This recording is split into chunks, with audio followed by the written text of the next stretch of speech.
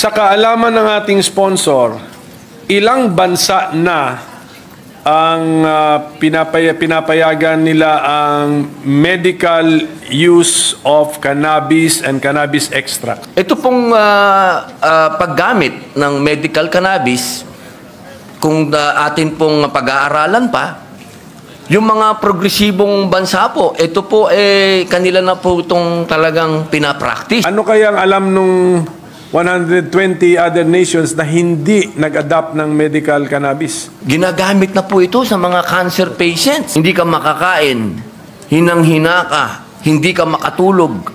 Diyan po pumapasok ang cannabis. Saan nila kinukuha yung medical cannabis na yun? Kasi sinasabi niyong na-store, napakalinis. So, yan yung ating kinakatakutan na Mr. President, kasi na baka madaan to sa pagiging barkada.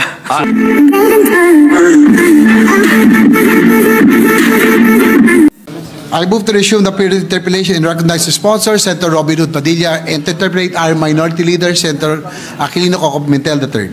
Senators Padilla and the minority leader are recognized. Please proceed. Thank you, Mr. President. With ano ba to? Continuation? Continuation kasi So, natin sir yung sa PIN.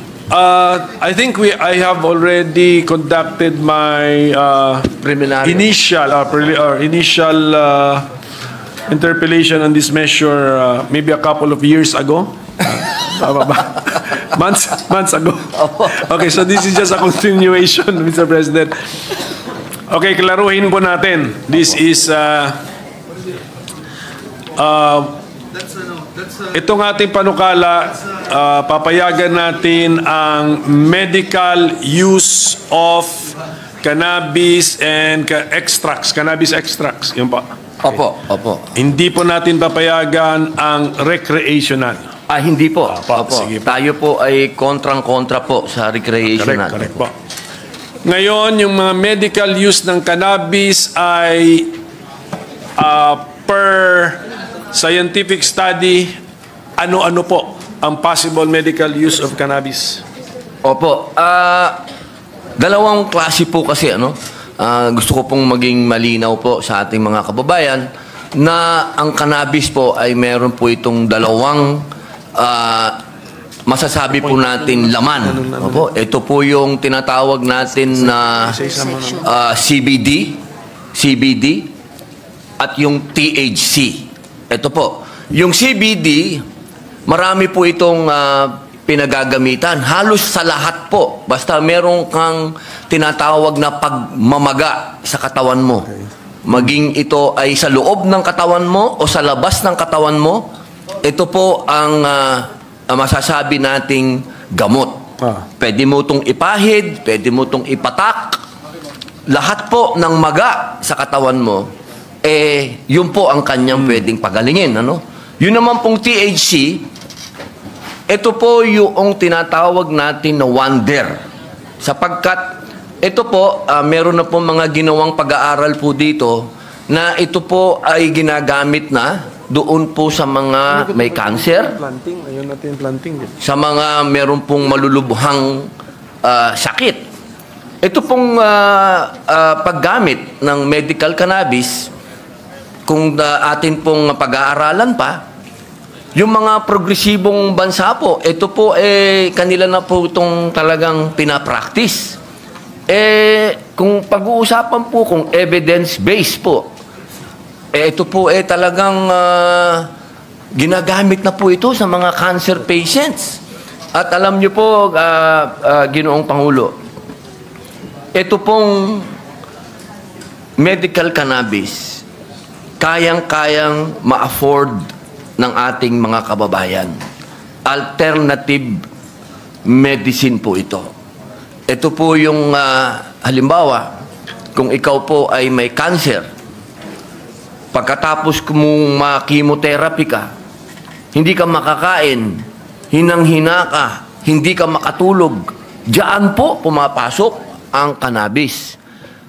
Marami pong mga pag-aaral na nakita po nila, na itong mga cancer patients, kapag gumamit po ng cannabis, sila po ay nakakatulog, sila po ay nakakakain.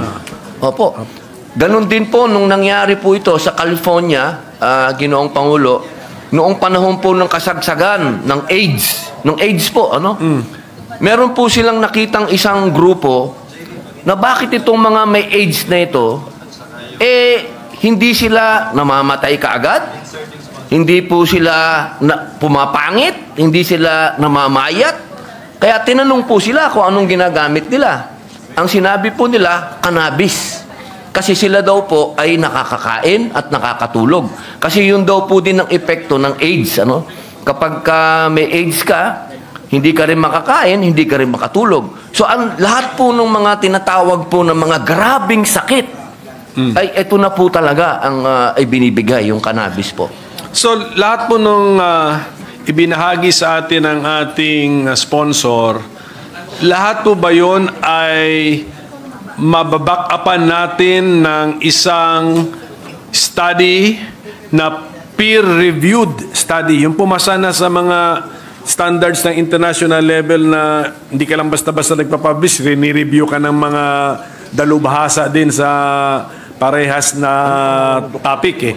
So, kaya po yon? Kaya? So, panglaban sa pamamaga, inflammation, ang medical cannabis, we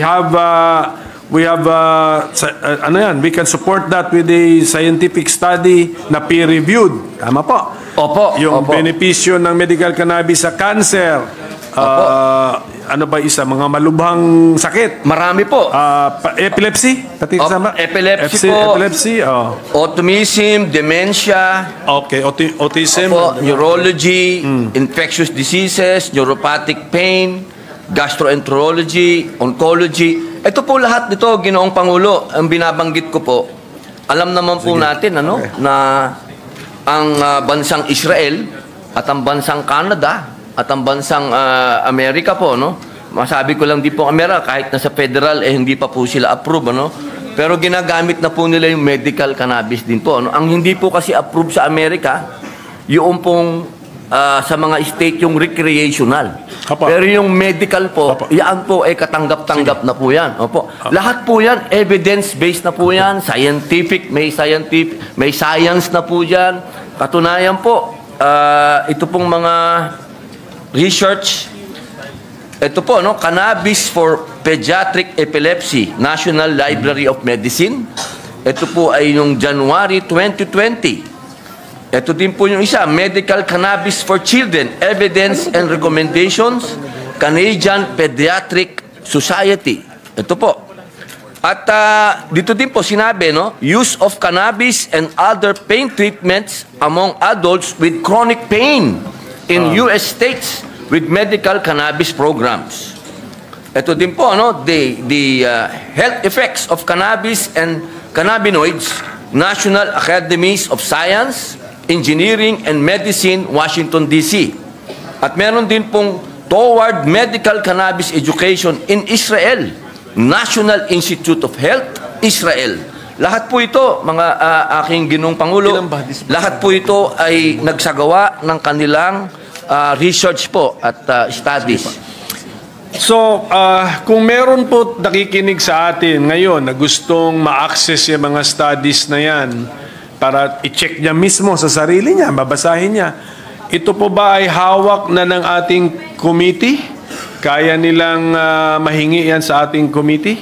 Opo, Ginoong Pangulo, katunayan po, nakailang beses na po kami nag-imbita ng mga doktor po galing sa ibang bansa at meron po sila talagang mga research po, na research-based. Handa po kami na i-furnish po sila lahat niyan. Opo. So, sa kaalaman ng ating sponsor, ilang bansa na ang pinapayagan nila ang medical use of cannabis and cannabis extracts? Mga ilang bansa na po yan? Okay. Sa ngayon po, 70 bansa na po sa buong mundo ang nag-legal po ng ilang anyo ng cannabis, medical cannabis po. At 50 bansa naman po noong tumaas po ito. Dati po 50, naging 70 na po. 70 po? Okay, sige. Opo. 70. Sa pagkakalam ko, more than 190 ang members ng United Nations eh. Apo. So kung makikita natin, minority pa rin, 70. Ano kayang alam nung 120 other nations na hindi nag-adopt ng medical cannabis? Siguro po, Ginoong Pangulo, kulang pa din po sila sa konti pong kaalaman. Okay. At siguro po, hindi pa rin po nila narinig pa yung bagong statement po ng United Nation po na iniiba po yung schedule po ng cannabis. Opo, dati po kasi talagang ito po ay sinasabi nilang bawal. Pero ngayon po sinabi nila bawal pa rin, pero meron po itong medicinal component na pwede po nilang pag-aralan pa. Kaya meron pong approved po ngayon eh. May approved po na dami nung tinatawag po na THC at nung CBD. Sige po. Ano naman po ang danger nito? Kunyari, meron ba Na-overdose po, meron bang kaso na posible bang overdose dito? Ang pinaka-overdose po ng cannabis, matutulog po sa kakain. Yun lamang po, wala pa pong naitala, wala pa pong naisulat na meron pong namatay po sa cannabis. Sa loob po ng 1,000 taon na ito po ay ginagamit na. Magmula pa po sa panahon po ng Egyptian, sa lahat pa po, ano?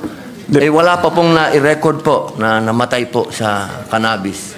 Pero meron po ako napanood na medyo parang documentary din siya na accidentally yung anak na babae, dalagita pa, kumain ng parang candy, gummy candies, pero may cannabis pala. Sa US ito.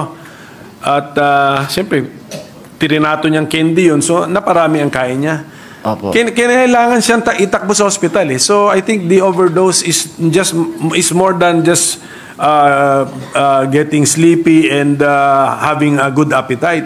Meron din pong naging emergency case din po siya eh. Siguro po dala pong ng panic. Siguro po nagpanic po siya. Hindi po nag-collapse yung ang anak nila, nag-collapse, nakita nila nandiyan na lang sa pero nabuhay sa po. floor. Nabuhay. Opo. Pero it was still an emergency. So posibleng siya ang nauna na documented case na namatay. Pero hindi po namatay. Dun sa wala po kasi Ginoong Pangulo, na recorded po talaga na after po magkaroon ng ganong klaseng overdose, kasi hindi po talaga may iwasan na pagka nasobrahan po, talagang matutulog po talaga, babagsak po talaga, no? Pero hindi po talaga mamamatay. Wala pong magiging epekto sa puso niya, kahit po sa utak niya, basta pagising lang po maghahanap lang po ng pagkain yun, sigurado po. Yan po ba ang ating pinag-uusapan on the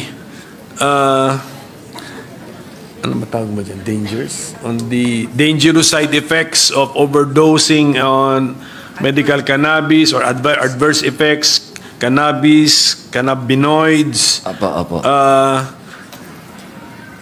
Walang hindi tumataas ang kanilang BP or heart rate to such dangerous levels, Mr. President? Wala naman pong sa dangerous level. Wala pa po akong nakita talaga na nagkaroon pong ganun, ano? Pero marami po talaga yung automatic nagpapanik. Siyempre po, medyo iba sa kanila. Opo, marami pong ganyan. Marami pong mga video, marami pong mga pag-aaral na ganyan. Na, sa Prague nga po, may mga isinagawa po sila, no? Na mga ganyang pag-aaral. Ganun din po sa Israel. Kaya po, meron pong mga medicinal cannabis po ngayon na tinatanggal po yung panic. Tinatanggal po yung minsan meron po dyan yung anxious ka, yung mga paranoia, meron po sila ngayon na tinatanggal na po nila yung mga effects na yun. Pati nga po yung namumula yung mata. Kaya po Ginoong Pangulo, pag kinumpare po natin ang cannabis, yung medical cannabis, doon po sa recreational marijuana, malayo po talaga, napakalayo po. Kasi yung pong medical cannabis, naaalis na po nila kahit yung pamumulan ng mata. ano na po yan, nandun na po sa development na yan. Pero yung recreational marijuana po, talagang marumi yan. Hindi po talaga... Wala sa usapan yan. Wala po dito sa bill natin. Opo. Opo. Tapos ang medical use lang tayo ng cannabis and cannabis extracts, and these are prescription-based drugs or Opo, medicines. opo, opo. Okay. So hindi pa rin siya over the counter, basta kailangan doktor pa rin ang magbigay ng prescription o magrekomenda Tsaka ng po, gamot. dapat po, Ginoong Pangulo, yung pong doktor, nakapag-aral po siya ng patungkol po sa cannabis. Opo, hindi po basta doktor lang. Kailangan Nasa bill natin yun. Opo, nasa bill po natin. Saan mag-aaral si doktor para makakuha ng additional knowledge or experience? Katulad po nitong huli, nagpadala po kami ng doktor dito na galing po sa Amerika. Siya po ay si Shiksha Gallo. Nagsagawa po siya dito ng seminar. Siya po ay clinical pathologist at siya din po ang maraming clinical and scientific studies na ginawa po sa Amerika. Hindi, so kung maging batas ito, Magpapapunta po tayo. Opo. Ng mga anong body yung mag-organize ng mga fora na ganyan? Opo, yung pong ating bill nandoon po, no? Ilan ba? Opo, sa section 29. Okay, ano na nga? Section 29. 29. Opo.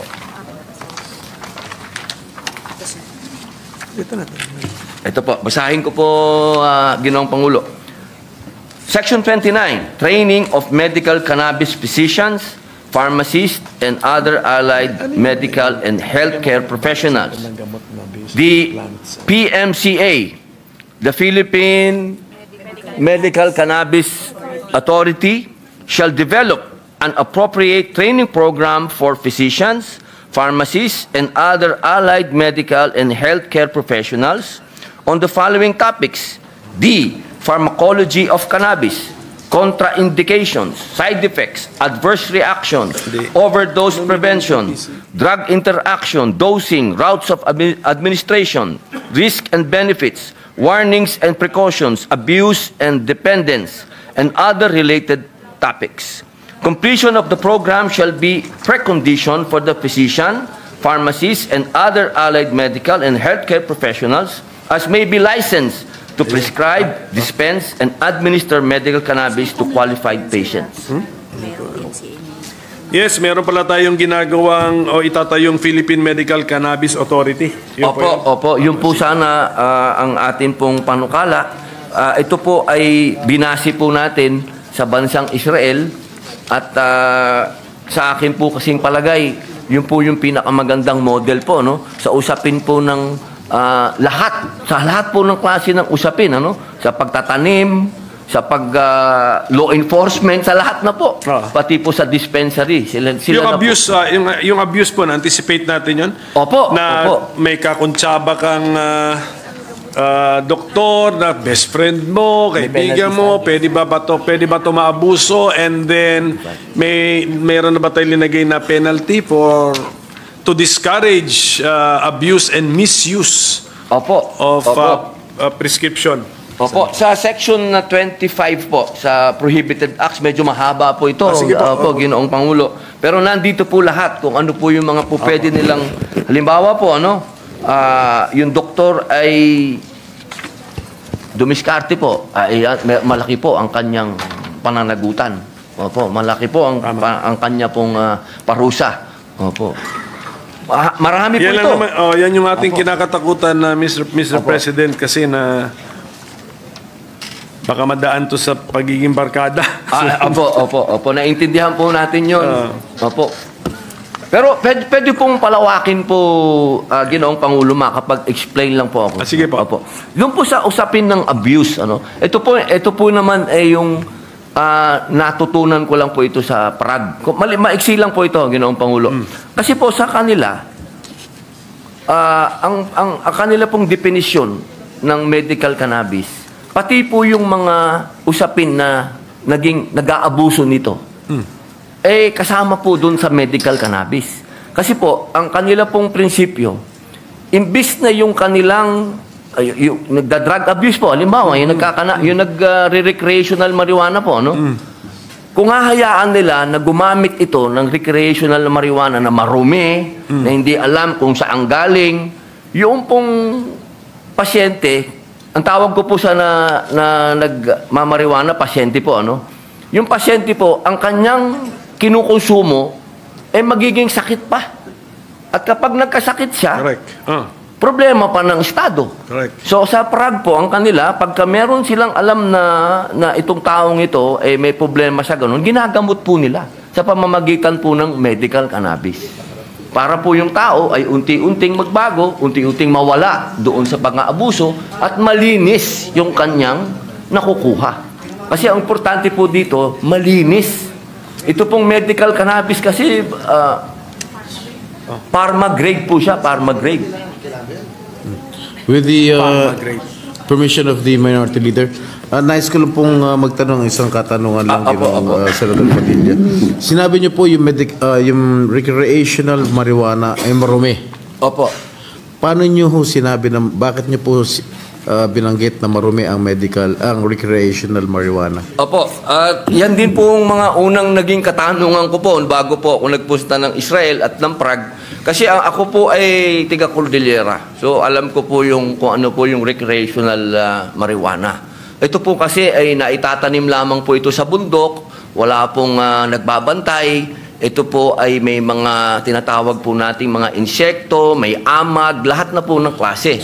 Tapos yung po, pagka nakonsumo po yun ng tao, yung kinonsumo mo ay hindi po yung malinis. Katulad po, halimbawa po naman, sa medical cannabis naman po, ito po ay nasa laboratorio. Ito po ay pinangangalagaan ng mga tinatawag po nating mga pharmacies.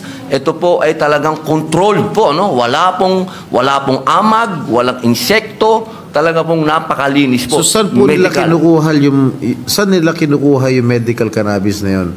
Kasi sinasabi niyong na-store, napakalinis. Opo, ano po yan Sila na rin po ang gumagawa ng mga seed na yan. Ito po, katunayan po, ito po, ang medical cannabis po kasi isang malaki ng ekonomiya. Ito po sa buong mundo po, kung mapapansin niyo po, meron na po siyang economy.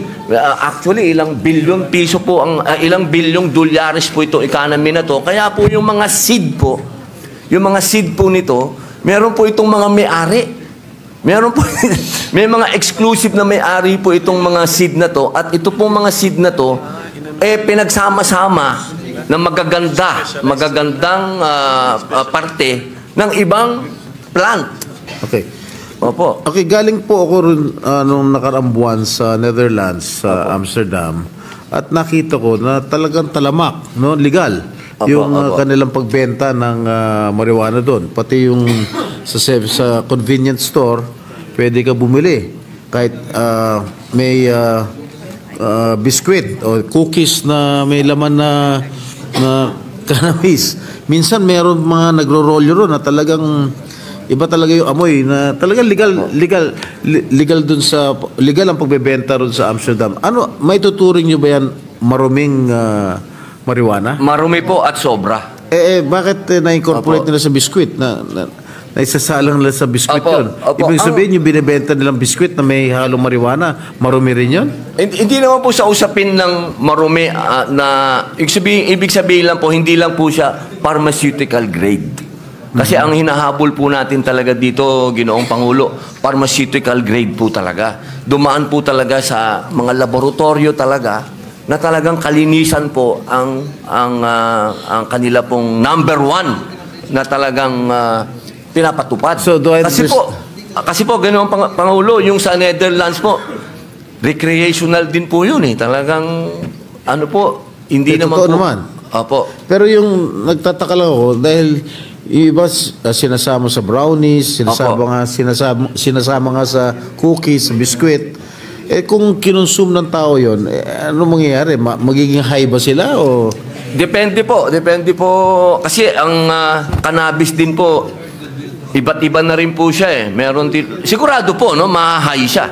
Pero depende po dun sa kanyang, kasi ang medical cannabis may mga kategorya na po yan Opo, meron pong tinatawag na sativa, may tinatawag na indica, may tinatawag po na hybrid. Ayan po yung hindi po naiintindihan nung mga ibang kababayan po natin na kapag sinabi po natin kasing medical, para din po itong talaga pong gamot talaga.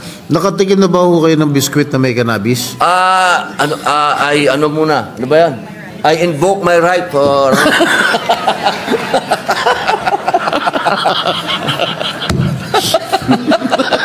Nirerespeto ko po ang Opo, sagot.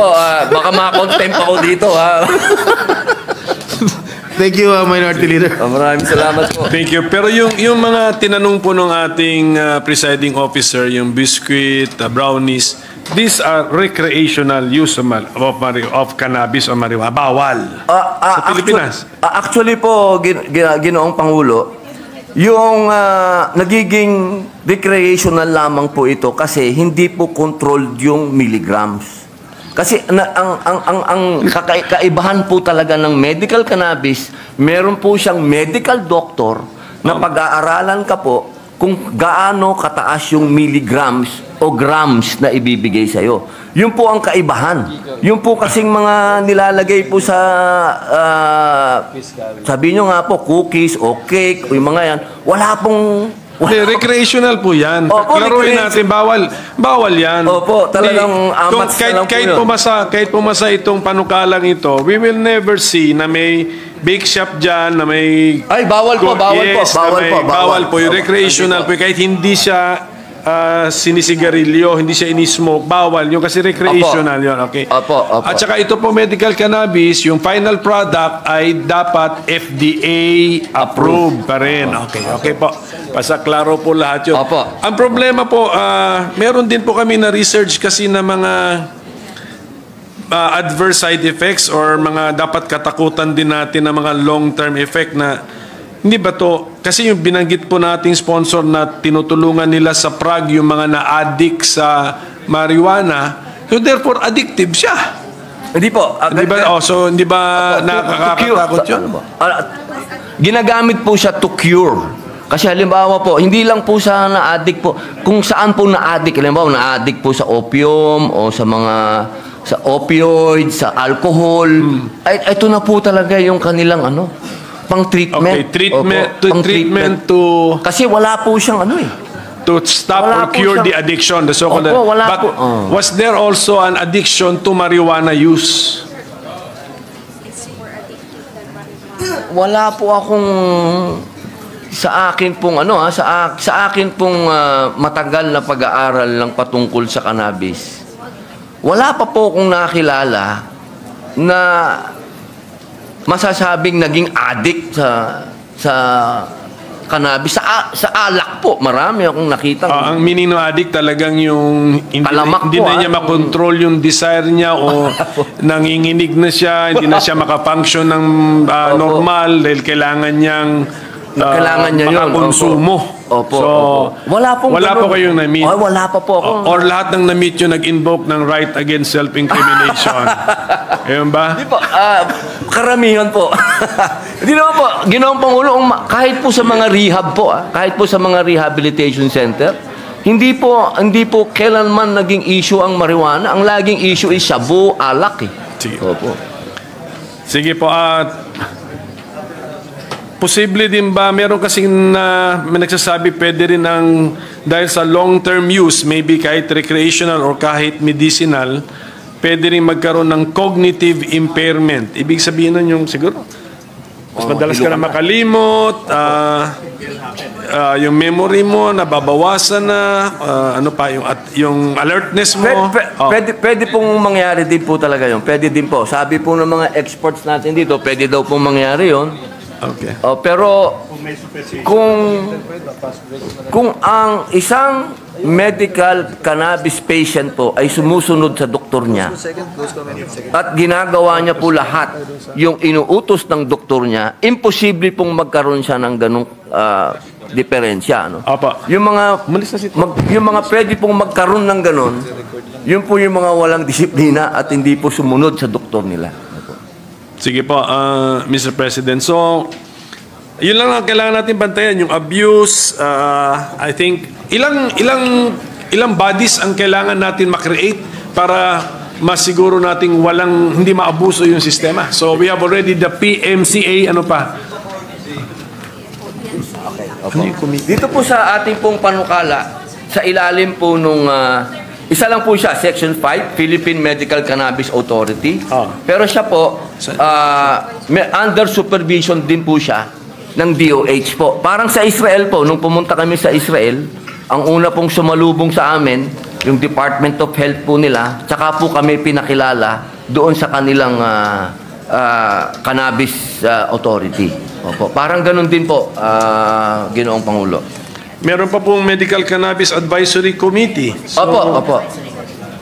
So hindi ba tayo masyado nang magagastusan sa budget sa dami ng ating mga ginagawang mga institusyon para lang masiguro natin na hindi na abuso ang paggamit ng cannabis and cannabis extracts? Opo.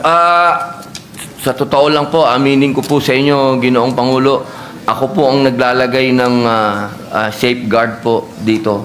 Dahil ayoko po talagang ito ay maabuso. At patungkol naman po sa kung ito po ay magdadagdag ng gastos, gusto ko pong ipaalam sa ating chairman at sa ating pong Ginoong Pangulo na ang cannabis po sa buong daigdig na nagbibigay po ng pahintulot sa medical cannabis, hindi po ito kailanman nagbigay ng additional na gastos sa gobyerno. Ito po ay nagbibigay pa ng tinatawag po nating return of investment. Ito po, nagkakaroon po ito ng... Ito po, katunayan po, itong kapitbahay po natin na Thailand, kumikita na po rito, no? Talagang sila nga lang po ay recreational. Pero ngayon po, unti-unti silang bumabalik at pumupunta sa medical. Pero doon po sa huling report nila, ang laki po ng revenue ng medical cannabis. Ginamit niyo po ang Thailand as an example. So sa Thailand ngayon, allowed ang medical and recreational. Opo, pero umaatras na sila sa recreational. Sila ng recreational. Hindi sila umaatras sa medical? Hindi po sila umaatras sa medical. Opo. Again, with the permission of the Minority Leader, Senator Padilla, ano ba yung mga sense ng karamihan ng mga doktor natin dito sa Pilipinas? Sila ba ay pumapayag dito sa medical cannabis o karamihan sa ating mga doktor ay hindi pumapayag? Wala po akong nakausap pa na doktor na hindi po siya naniwala sa aking sinasabi kapag nakausap ko na po.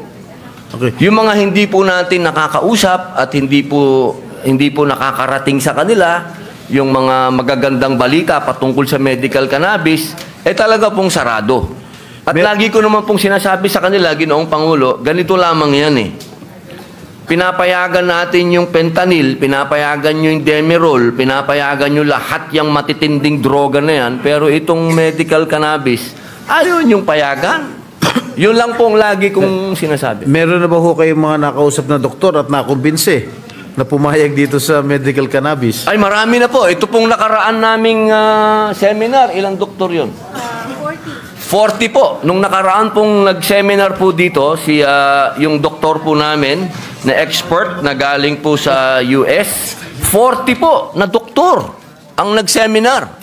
At marami pa pong nag-a-apply. Sige, maraming salamat. Okay po, Mr. President, yun din yung tanong ko na si FDA ba nagbigay ba ng position paper or hindi ba mahalaga ang position paper ni FDA or si PMA ba, Philippine Medical Association, and the other doctors associations nagbigay ba ng mga position paper? Ang sa pagkakaalam kasi ng aking opisina, paghingian natin ng position paper ang mga medical doctors associations, negative. Opo. Tama po ba? Inaasahan po natin yun. Inaasahan po. Opo. Inaasahan po natin. Opo. Hindi ba mga dalubhasa din sila sa field ng effect of medicines to the patients? So, ako po'y gumagalang sa opinion po ng ating mga sinasabi niyo po yung Philippine Medical Association. Against sila? For the record. Opo, opo. Against. Meron pong iba, hati po eh, hati. Hati. Yung pong patungkol po kanina, excuse lang po, 1 minute suspension lang po. Minute suspension, Mr. President. A minute suspension. Maraming salamat po. Okay. Continue. Opo. Sige Yung pong sinabi nyo kanina, doon po sa DOH, DDB, PIDEA, pati po yung FDA, lahat po yun, suportado po yung ating bill. Wala po silang kontra. Yung lamang po sa PMA. Opo, inaasahan naman po natin yun. Kasi nga po, dito po sa Pilipinas, wala pong nangyayaring research dahil bawal.